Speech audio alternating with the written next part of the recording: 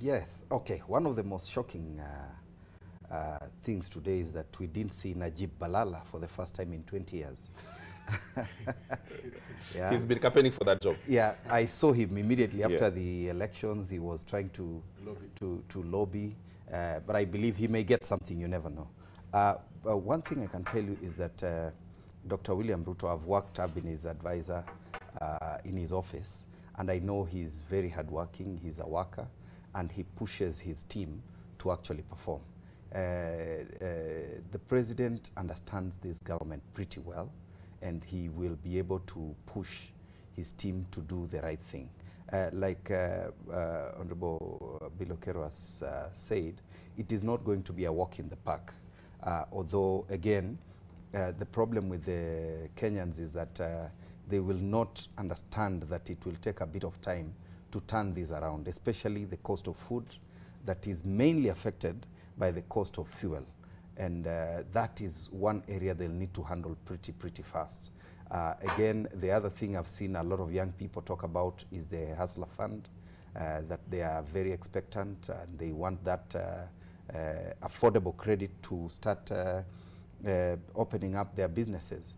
And there are a lot of promises that the UDA government the UDA government gave when they were doing their campaigns, from issues to do with turning around the issues to do with food security, job opportunities, and one of the major areas that they'll need to focus on to create jobs is in housing, and housing is capital intensive, and like we've said, we don't have we are not collecting enough revenue to be able to take care of such so that jobs can be created.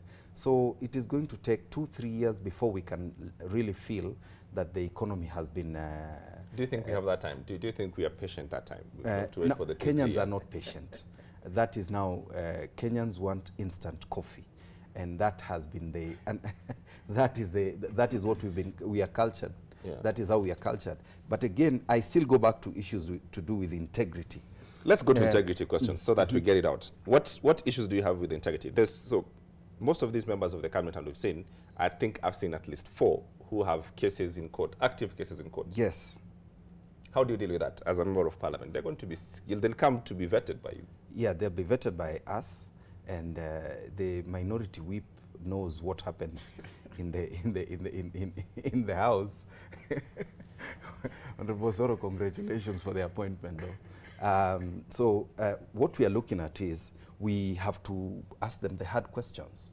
And of course, even the Kenyans, what I can call the court of public opinion, Kenyans need to ask the hard questions.